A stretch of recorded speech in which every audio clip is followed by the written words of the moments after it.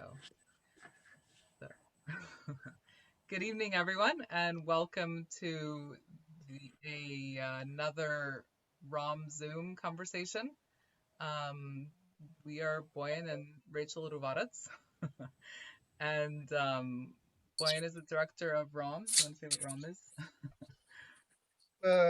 ROM, I think everybody knows ROM is a Renewing Our Minds program that For exists for posterity, Boyan. This is going on 20 YouTube. years. That's true. 20 years, and ask us more directly. Um, here with us this evening, we have Alan Cutting from the UK. I met Alan about 10 years ago, probably 11, 12, something like that, when I was living in Ukraine and working for an organization called Mission Eurasia. And Alan at the time was working for Samaritan's Purse UK. And together we were kind of overseeing a project uh, reaching out to people with HIV and AIDS in Ukraine, kind of equipping churches to reach out to people in their communities and help them in a holistic way.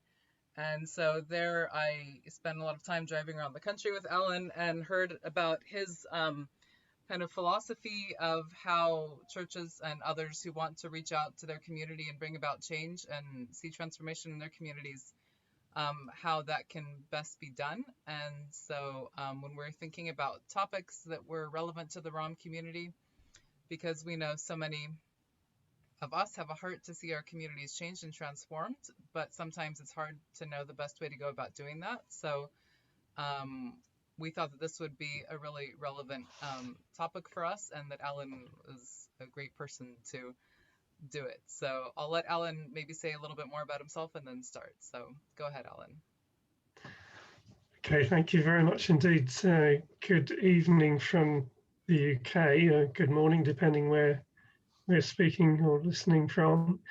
Thank you, Rachel. Thank you very, very much indeed. Yes, I'm Alan Cutting. I live in the UK. I've worked for 15 years with Samaritan's Purse, during which time made numerous trips to, I think, all of the countries in the Balkans, and might even have met one or two of you on those visits. I was often there to support churches and other community agencies in the effective distribution of Operation Christmas Child, the gift box program, and more recently was in the region for the 2014 emergency flood response and 2015 for the migrant crisis.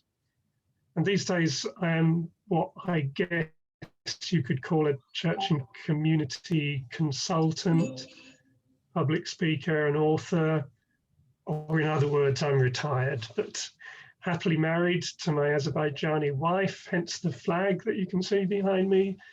And between us, we have 4 children and 3 grandchildren. Been a follower of Jesus since I was a boy, enjoy international travel and watching live football matches, hence the travel books behind me and the football scarf over here. So for the most of the last decade, I managed a program called Raising Families, which was, it still is, what is often called a church and community transformation program. And in it, we sought to envision and to mobilize small churches to support and equip and mentor the poorest and most vulnerable, most marginalized families in their neighborhoods. And these churches included Catholic and Anglican and Orthodox church groups and some community-based parachurch agencies, but were mainly small non-conformist churches and informal home groups. So after some training, activists from these churches would form what was called a church action group. And they would commit for 3 years to working alongside 20 of the very poorest families in their village or their neighborhood, of all faiths and none. And they would walk with these families as they journeyed out of their ultra poverty, not just spiritually, but also physically and emotionally, socially, societally. And their work was very practical, but it also sought to address the often crippling poverty caused by broken relationships. In other words, relationships with God, with themselves, with others, and with the environment. If I share the screen for a moment, that's coming across. So in this way, between 2012 and 2018, the program envisioned and mobilized just over 3,000 churches to work with just under 60,000 families. And the vast majority, almost all of these families, saw significant, practical, quantifiable improvements to their lives. Sicknesses averted, children in school, skills learned, crops in the field, food on the table. And then 14,700 people reportedly came into a personal relationship with God through Jesus Christ. And the program functioned mainly in rural areas of 5 lower middle and low income countries in sub-Saharan Africa and in Central Asia. So you might ask, well, what has this all got to do with the upper middle income and more urbanized countries of Europe? Well, we also did a lot of training on it in Belarus and Ukraine, as Rachel has mentioned, and worked with local church and community leaders on contextualizing the program for development in these nations. And we had good discussions as well on its potential effectiveness with church and community leaders in Azerbaijan and in Serbia. And I'm presently working with a church in my own hometown in the UK in a very similar way. So although the contexts and therefore the outworking of the processes are vastly different to those in Africa and to some degree to those in Central Asia, the principles and the values that underpin church and community transformation, well, they're really the same. So just a few other caveats or clarifications regarding contextualization. The program worked well across all age groups. It served families of all faiths and none. The criterion was purely the extent of the family's vulnerability. And although we see the family as one of the most fundamental building blocks of society, maybe to say households it's possibly a better description of the unit that we worked in. So, for example, a homeless person or an elderly widow living alone could equally, and very often was, loved and gathered up in this program. And so this evening, if you're not connected closely to your family or to a church group or are of another faith or none, then please be patient with me. I think you'll find that many of these principles learned whilst working with church groups would aid good community development in other contexts as well. So all that by way of introduction. As we listened to church leaders from various different cultures, it became abundantly clear that many of them were finding it more and more difficult to make meaningful connections with their neighbours. And we're in danger of becoming some sort of inward-looking, self-satisfying Duhovny ghetto, rather than what Jesus taught his followers to be. In other words, salt and light to those around us. The salt was still salt, but somehow it lost its saltiness. The lamps were still lit, but somehow they'd become hidden under a bowl.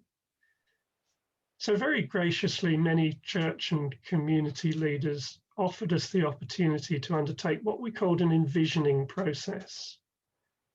We weren't there to tell people how to worship or to direct the fine nuances of their doctrines and theology or their church etiquette or leadership styles. We merely offered support in helping them make better connections with their neighbours. And we had some excellent, often robust conversations together as they reflected on whether or not they wanted to invest into what we were suggesting as an emphasis or a modus operandi. And maybe 10, 15% said, well, thank you, but we don't feel that that's for us. But for the 85, 90% that did, it often required a significant repositioning of the way they spent their time and their resources, what they would teach or preach about on a Sunday, and how they would do church. However, the outcome was almost always an improvement in the relevance and the impact that they had on their village or their neighborhood for the sake of the gospel. And it's a few of those fundamental principles or values that I would very briefly like to share with you today for your consideration. So, Raising Families, that was the name of the program, encourages churches along the following practical spectrum or line or shift and trajectory continua. And the first one is this: from moving from being buildings-based to community-based. John's Gospel says of Jesus, the Word, that's Jesus, became flesh and blood and moved into the neighborhood. Fabulous image, isn't it? Imagine two people talking outside the supermarket. Hey, have you heard who's moved into that empty apartment just across the road on the second floor? It's Jesus. And then he himself said that as the Father has sent him into the world, so he sends his followers or his disciples into the world. His intention, in other words, is that the church moves into the neighborhood. And he also said, I've come that you might have life and might have it more abundantly. But, sadly, when we look at the way many churches function, one would think he'd said that he'd come that we might have meetings and might have them more abundantly. We've somehow become thin. We've become satisfied with the concept of merely trying to grow a church, by which we mean more people coming to its meetings and assuming that its influence will be expressed almost exclusively through its gatherings and its buildings, into which enormous amounts of energy and resources are spent. So the church is quite good at saying, come to this, come to that, bring your children, you're welcome. And of course, there is a really credible place for this. We often call that the attractional model. But it's all on our terms. It's in our comfort zone and under our control. It all takes place in an environment where we know how to behave, but others don't. And the Great Commission of Jesus said, go into all the world and disciple. But the church has settled for a safer option very often and says, come. Maybe we've forgotten that the Old Testament prophet Jeremiah said, seek the peace and the prosperity of the city to which I have carried you. Pray to the Lord for it, because if it prospers, you too will prosper. And I always remember after the Raising Families envisioning process in Kyrgyzstan, one pastor told me, I used to have a vision for a bigger church. Now I have a vision for a better community. And have a think about that. It's quite a statement. It may raise some questions in your mind.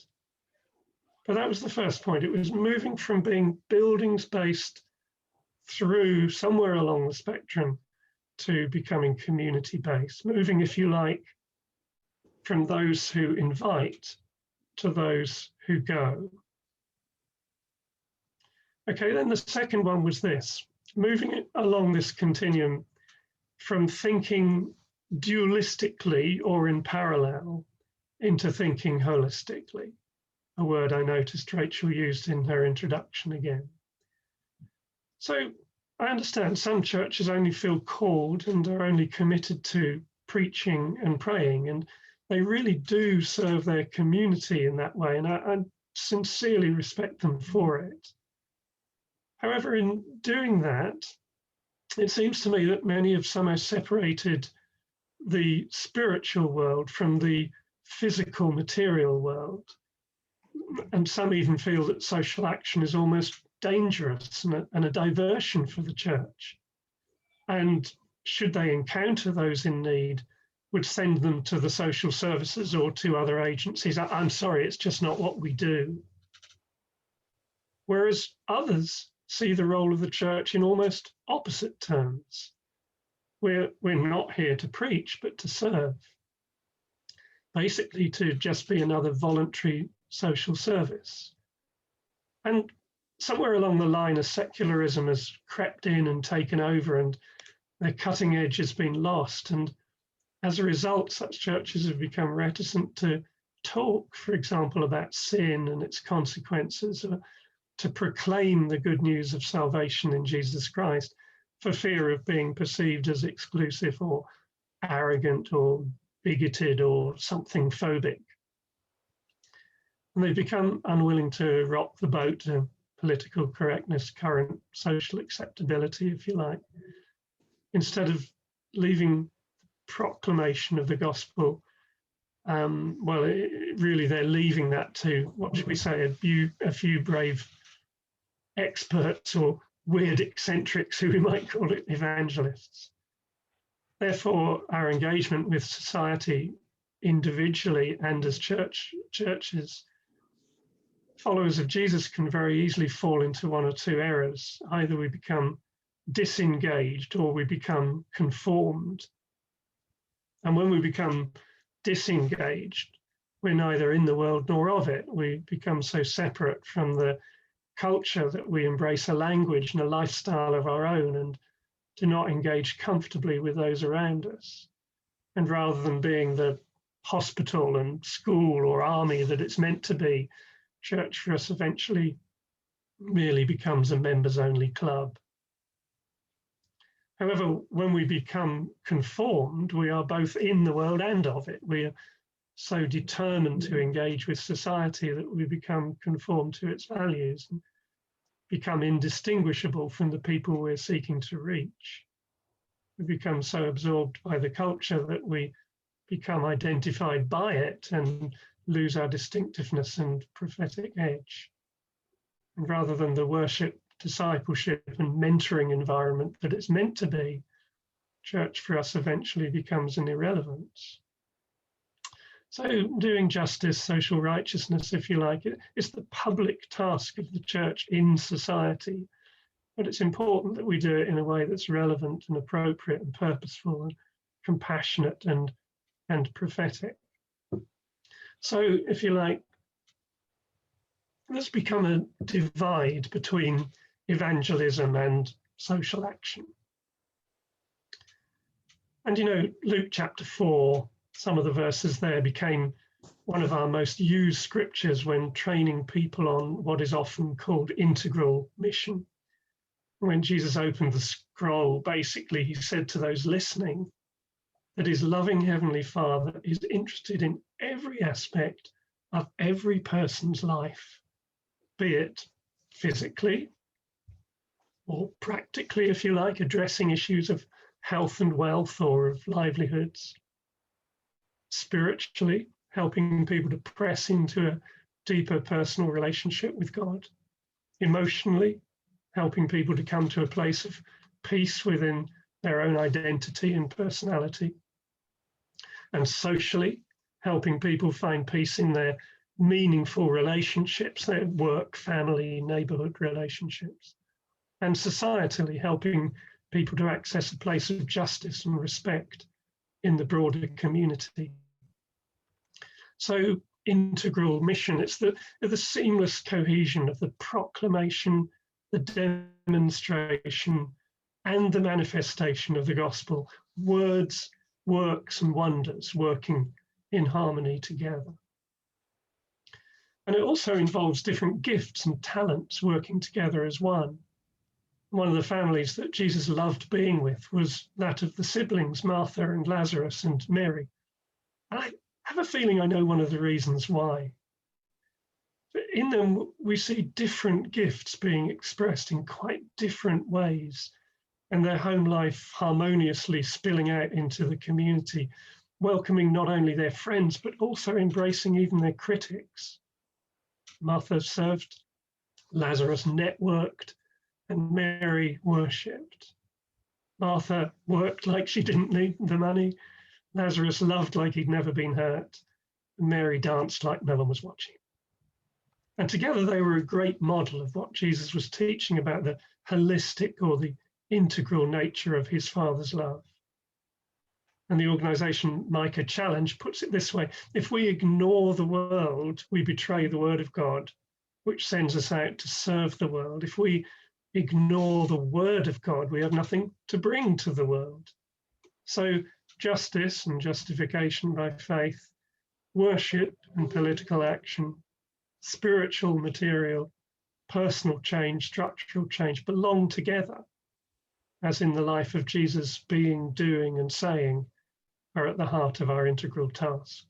So that was the second one, moving along this continuum from thinking dualistically or in parallel to thinking holistically, moving, if you like, from a fragmented to an integral approach to mission.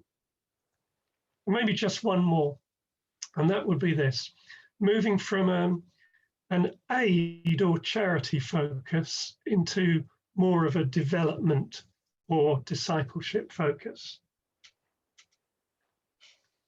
We found that when a church did engage practically with their community, it was almost always aid or charity focused. It involved handouts or relief, if you like. It did things for people and it gave things to people. And again, there is a place and a time for this, most definitely. But there is a sense in which the giver can say, well, simple really, job done. And somehow it satisfies our need to give, to feel loved, to feel useful. But it doesn't begin to address issues of dignity or of choice or self-determination or respect, but rather has the tendency of building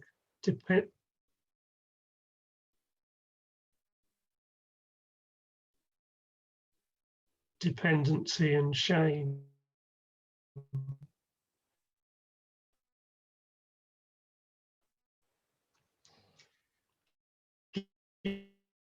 Give a man a fish, lived in a tiny apartment with his wife and children and with his very demanding mother-in-law. And he would say, give a man a fish and you'll feed him for a day. Teach a man to fish and you won't see him again till Monday morning. But there's a guy called Robert Lupton, you probably possibly come across in his book, Toxic Charity. Well, he has a far more sobering quote. And he says this: give once and you elicit appreciation. Give twice and you elicit anticipation. Give 3 times and you elicit expectation. Give 4 times and you elicit entitlement. And give 5 times and you have created dependency. And you can see it, can't you? You know, you turn up with your food package, knock on the door first week. Wow, great appreciation. Thank you so much. And then next Friday night, you turn up, you knock on the door and I wonder what's in their hand. Third week, you knock on the door, Friday night, you know, and well, you know what's going to be in their hand. And there's an expectation. Fourth week, you knock on the door with your food package, maybe a few minutes late, and there's all a wonder where they are. It should be here by now. And give 5 times, and basically you've created dependency.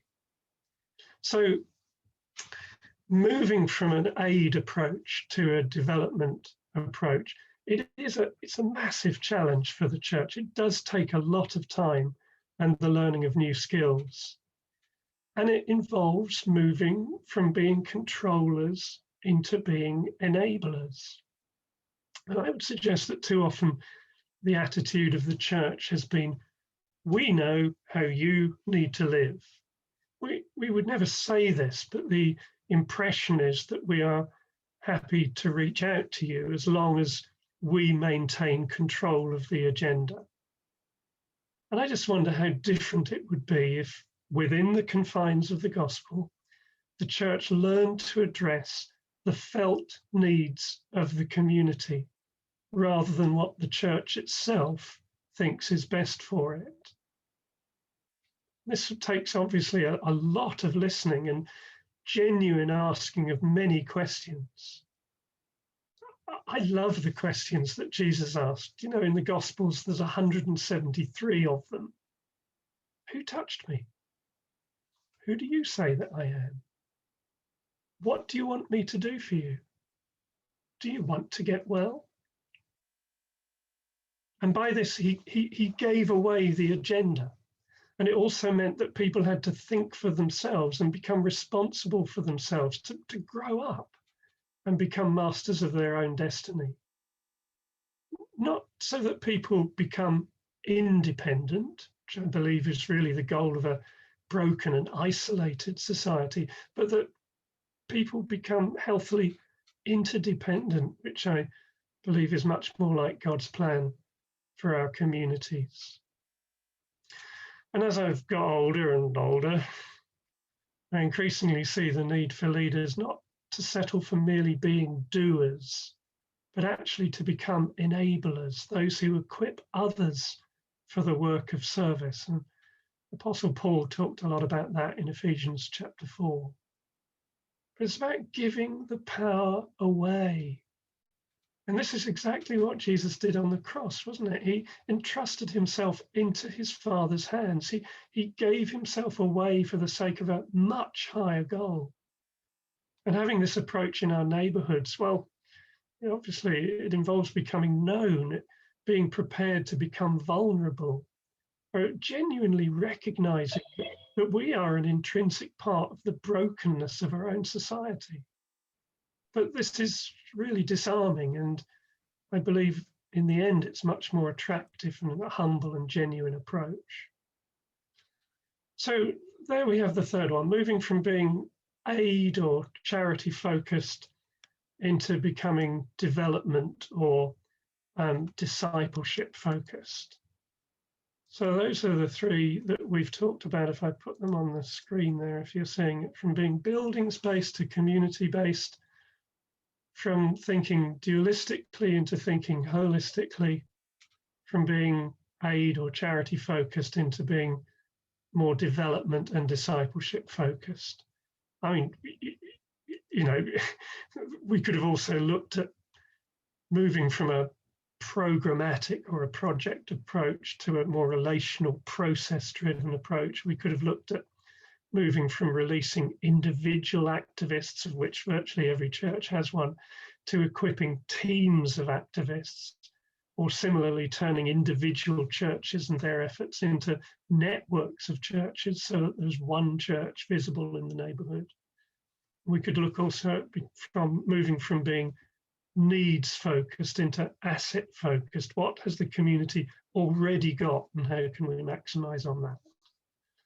So, you know, each of those headings really needs a chapter or a book or a session or a conference on their own as we unpack them and argue over them and tussle with their implications.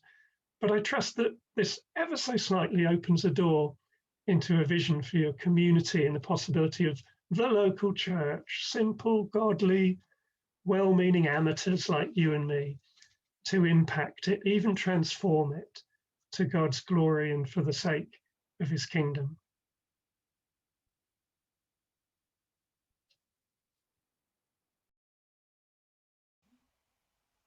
Oh, so that's the end of your official talk, Alan?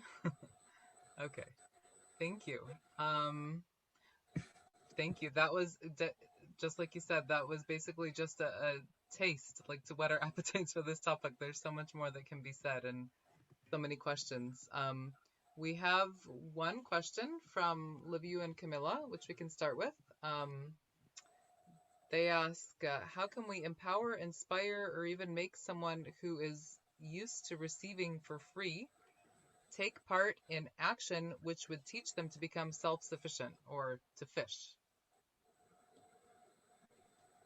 Did you get that? It's in the chat if you want to. I did, I'm saying it. Yeah, Okay. yeah.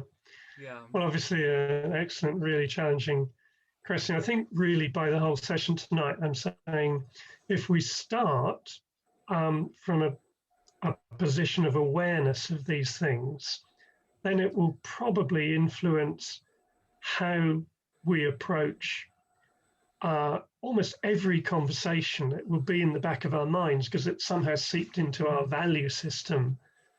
This little flag that says, I'm just going to be a little bit careful here about the handout mentality. And even if I do, and as we say, there's a very credible place for it, sometimes I've said, I think probably we have a 80-20 approach to aid and development. 80% of the time we think of handouts, or, in the UK, it's often food banks or, night shelters and probably very necessary things. But if all the while we can be turning our own mentality into thinking, how can I make this more developmental? How can I become an equipper? Then I think we will have probably more challenging conversations with people who have learned the culture of receiving handouts. But it's obviously only going to come through relationship, through trust. And I think it's probably a slow journey. There's a sort of a repair job that's got to be done in all of our minds and our thinking. But I would encourage just that mindset to seep into us more deeply, so that it does influence the decisions we make and the conversations we have. Thank you.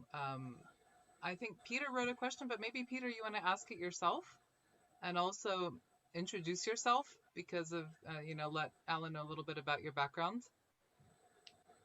Yes, good evening all. First and foremost, big thank you to the organizers for sharing the invitation. I'm Hungarian by origin and Dutch by emotion, married to a Dutch lady living in Belgium, but very recently serving the Dutch leg of the International Leprosy Mission, focusing on development projects and disability inclusion in Central African countries in the very near future. And Elaine, thank you again for your great ideas and insights. I was wondering, when you touch upon the differentiation between the relational approach and the programmatic / project approach, also when it comes to development projects implemented or subsidized by governments, all over and over again, I hear the term programmatic approach and project management in development cooperation. So could you please just a little bit more elaborate on the distinctive characteristics? What is the difference in terms of definition between a programmatic approach and the relational one? And cannot they coincide in one way or another? Thank you. Yeah, thank you, Peter. It's an excellent question. I'm really glad you raised it, because I think although it's probably just one of the ones I didn't touch on this evening, I think to bear in mind the context in which I'm talking about small, often rural, local churches. And the last thing I wanted to do is turn them into an NGO. And yet I think they often felt either dependent on NGOs, or that their activists had to go outside of the context of their church and work for NGOs. And so more of a project mentality would come. Now, I know, depending on the effectiveness and the way that different NGOs would operate, there are different approaches to this, but I would start from this point of saying, maybe it's purely my interpretation of what a project is, but when people talked about raising families, the program I'm talking about, as a project, I would, it seemed too clinical to me. It seemed, it has a beginning, it has an end, we plug in, like a logical framework. We do these activities and these will be the results. And somehow I could see that projects can be completed very successfully like that, and some good can come out of them, and a lot of good can come out of them, but they still have that clunkiness. Is that maybe an English word? I don't know, but too boxy. Whereas there's something about working with the local church. They are the here today, here tomorrow people. They will be around. They bleed the community. They love it. So there's something messier at the edges about the opportunity they have to work, if you like, again, more cohesively or intrinsically with their communities. So I quite liked the fuzzy edges, which said it really is more about relationships. So if we've done these activities and it hasn't quite worked out for you, hey, we're not going to go away. So we learned a lot from project management and a programmatic approach. And indeed, it was a program that was funded to work within parameters. But I was always much more comfortable with the concept of it being a process, in that it was journeying with people and it had the messiness of those edges. But I do agree with you. I think very much so. The best of relationships and the best of programmatic approach comes together and makes for a very wholesome meal. So if we can achieve that balance, then I believe we've done well. Thank you. I have a question, and after this, you all can be thinking if you have more questions. There's still a little bit of time. You mentioned how sometimes how the church shouldn't be focusing on what they think is best for the community, but they should be listening to the community's felt needs. Can you share an example of when those were different, like when maybe a church or an organization went in with the idea this is what the community really needs, and then they asked the community and it was something completely different? Yeah, let's see. I mean, it happened so many times. The process of doing that was really to, as we say, to go and to listen to the community. I recall one place where they looked for the poorest people in the community and actually realized that those who were most vulnerable weren't necessarily the most physically poor in that fairly large village. And so their interpretation of the 20 families that they were going to commit to extraordinarily included the local mayor and his family. On what basis? When they listened, they realized that they interpreted anyway, the most pain in that community was the fact that the physically and mentally disabled children were so marginalized that they were locked away in their homes. No one ever saw them. And there was a huge sense of shame, sadly, from an external environmental disaster that had happened in that community. So it really wasn't their fault, even though their culture was of honor and shame. So that just compounded an external problem.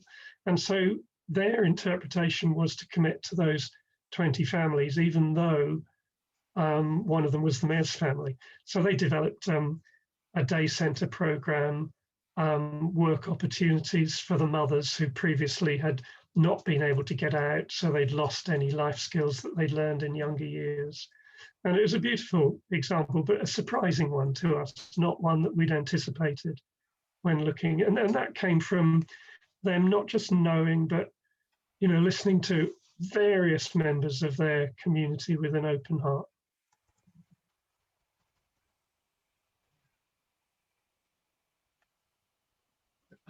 We're unmuted. Sorry. Rick asked about the book that you mentioned, and I think it's Toxic Charity by Robert Lupton. Is that the one? That's the one. You quoted? Yeah, I'll write it in the chat for you, Rick, also. Yeah, it's a tough read, to be honest. And personally, I find some of his writing just a little bit cynical, but I trust his heart, and he's a punchy sort of guy that says some punchy things that are very necessary for us to hear. I think I've got some little soft edges, which makes it hard for me to accept some of them. But yeah, so very, very good stuff. Just my own plug, and I'm not sure if you can access Amazon or whether you like to access Amazon, but I've written about raising families as well. And if you were to put my name into Amazon books, you can find that as well if you were interested. But yeah, Robert Lupton, Toxic Charity. Yes, Alan's written 2 books, or maybe 3 now. Yeah, 3. And I read Cutting Across Borders, right? But Raising Families is on my desk right now. It's at the top of my to-read list, but I haven't read it yet. It's Gathering Dust, is it, Rachel? Yeah. Gathering dust. Jack has a question. Jack, you want to ask it yourself, or should I read it for you? Hello, Alan. I'm going to use a British voice that you'll recognize. First of all, I'm really delighted that you're talking about process, because I think so often churches are focused on events, on happenings, and it's just great. And sadly, one of the things that was the case about 20 years ago, and of course, I'm not going to guess your age because you're much younger than me, but 20, 30 years ago, right across industry and commerce and in churches, process management was actually taught as a discipline. We don't do that much anymore because the fashions, managerial fashions have changed. But it is a difficulty that those understandings are not around in the way that they used to be. So I'm pleased about the process. But my real question is, when you go and talk to a church somewhere or a group somewhere, how long does it take them, do you find, for them to listen to you and for them to listen to their community before they start to find a new set of purposes? You've got a good bunch of people here, Brian and Rachel. I love the questions. Thank you, Jack. I smile because it depended very much on context. So you heard that some of this was in Central Asia and some of the former Soviet countries. And Central Asia, actually particularly, trust was a massive issue. And there's a dominance and a strength that comes from leadership, culturally and rightly so for the culture. But so we would deliberately give 6 to 9 months in that culture for winning hearts, for walking with, for listening to, for dialogue, for drinking tea, all the things that one has to do in that culture to build trust. Whereas sometimes in sub-Saharan Africa, we had to slow down for our sake because we didn't want people to latch on to things thinking, great, we plug into the program and at the end there'll be something that comes out of it, which obviously, as you can hear, is the opposite of what we were seeking to do.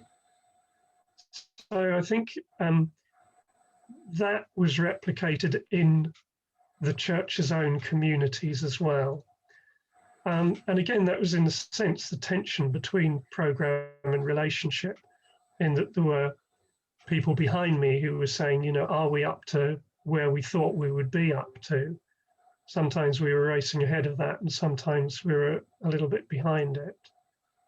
But it did depend very, very much on the context. But it's vital. And the other aspect of that was worked with something like 800 churches once and another 500, 1,300 churches in the Rwandan Anglican diocese province of Anglican province of Rwanda. As you possibly know, that's a very hierarchical society, and the church has that hierarchical approach to things. It's an amazing country. Those of you who've been there or worked there will know that. There's no litter on the streets, and you do what you're told. And to have the Archbishop of Rwanda being passionately behind this program was great for us, because basically there was a real sense of, you know, of good tucked in submission to leadership there, which, because he was behind the program, that gave us a great start to do some great things in Rwanda. Okay, if I can just make a comment, a church that I'm involved with in North Carolina, we're working with a group of churches, and including synagogues and well, all faiths basically. But we're actually working with a thing called the Industrial Areas Foundation. I don't know if you've heard of it. No, and it basically, it's a community development, community action program. And the comment is, it's probably taken us about 2 years to have enough conversations for them to choose what they want to work on as a community.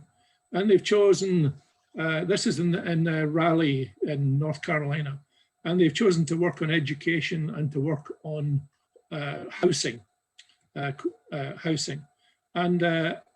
now we're started in the program, probably a year into the program, and beginning to meet the political hurdles that are inevitably going to come, because these are political things.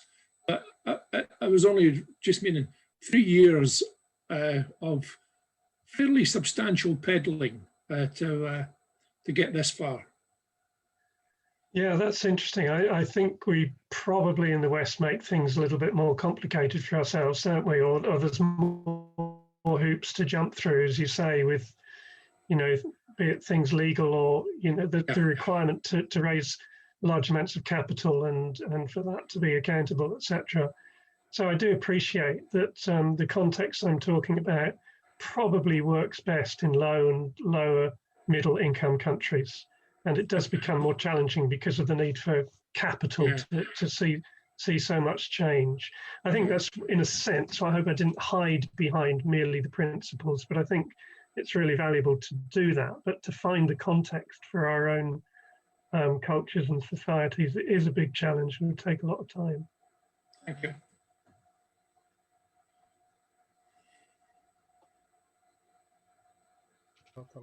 Oh, There we go. I think we have time for maybe one more question or comment if someone wants to jump in. There have been a couple comments in the chat that, you know, if people want to make them out loud, you can. Or if someone else has a question. Maybe just a practical one for any future consultancy or support, if we have any question. I mean, is there any possibility to get in touch with you, Alan, or maybe just to receive some professional advice, especially in terms of our projects being implemented in the future in Africa among people with disabilities? Maybe I just wonder, maybe it would be great to have any feedback later in one way or another from you. Just keep in touch. Is it possible? Are you available for any future interactions? I'm hugely honoured, sir. I would very happily do. As you heard, you know, I'm not over busy right now. There's enough to do, but you know, we have to learn what retirement is. But I love every opportunity to, again, to listen, to share, to pray with, whatever is appropriate. So I don't know, Boy and Rachel, if you want to forward an email address, or you can got that website as well, cuttingacross.com, and there's a contact page in there as well. Really happy to engage further if you feel that I can be of some help and support. I was just going to suggest, Peter, you can go to his website and then just follow the. Or we can do an introductory Or if you email, want, we can do the introductory email to remind us, you. you know, email us or write us a message on Facebook or something if we if you're having trouble getting hold of Alan. Yeah. Or Thank you very kindly. Yeah. I can tell you, Alan, if you're just retiring, you better get ready to get busy. It's actually been about a year and a half, and yeah, it's been a strange year and a half, of course, but Yeah. yeah. Yes. Yeah. All right. Well, thank you so much, Alan. I think that we're going to end this right almost on the dot at an hour. But like Alan just said, you guys can get in touch with him, and COVID willing, we hope that Alan will be joining us at ROM this summer in Croatia. So a few of you might see him there. And yes, thank you all so much for joining us, and we hope to see you online again soon. Stay tuned for more events. Good night, everyone.